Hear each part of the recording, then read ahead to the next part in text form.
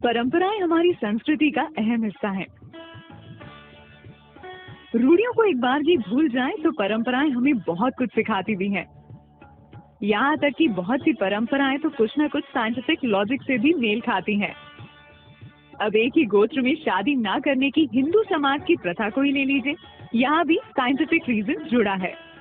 Research के मुताबिक genetic बीमारी से बचने के लिए सेपरेशन ऑफ जीन्स जरूरी है, यानी अपने नजदीकी रिश्तेदारों या फिर एक ही जीन के लोगों से शादी ना करके जेनेटिक बीमारियों से बचा जा सकता है। अब कान छिदवाने की परंपरा को ही ले लीजिए, इसके पीछे वैज्ञानिक तर्क है कि ऐसा करने से कानों से होकर दिमाग तक जाने वाली नस का ब्लड सर्कुलेशन बेहतर तरीके से होता है और साथ ही साथ सोचने की क्षमता भी बढ़ती है। माथे पर तिलक लगाए शख्स को देखकर आपके दिमाग में पूजा पाठ करने वाले इंसान की इमेज बन जाती है, लेकिन इस पर विज्ञान कुछ और ही कहता है।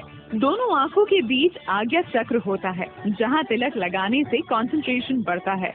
कहा जाता है कि तिलक लगाते समय उंगली या अंगूठे के दबाव से माथे तक जाने वाली नसों का ब्लड सर्कुलेशन भी बेहतर हो जाता है। अब बात करते हैं जमीन पर बैठकर खाना खाने की। दरअसल पालथी मारकर बैठना एक तरह का योगासन है। इससे मन शांत रहता है और डाइजेशन दुरुस्त बना रहता है। हाथ जोड़कर नमस्ते करने का भी वैज्ञानिक तर्क है। सभी उंगलियों के आपस में दबाव से एक्यूप्रेशर प्रोसेस होता है।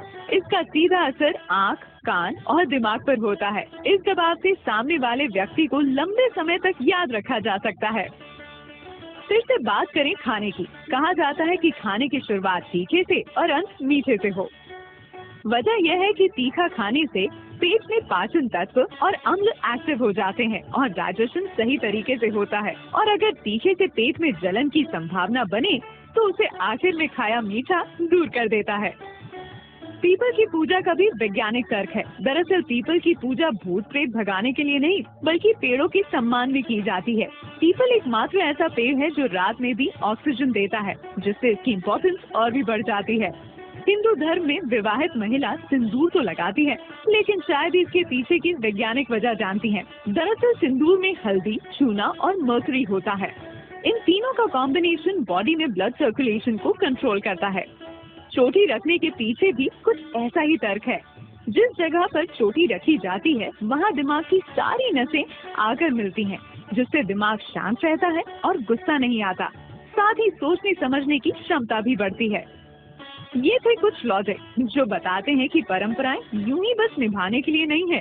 परंपराओं के पीछे छुपे साइंटिफिक लॉजिक समझ लिए जाएं तो फिर उनका दिल से पालन तय ही मानिए।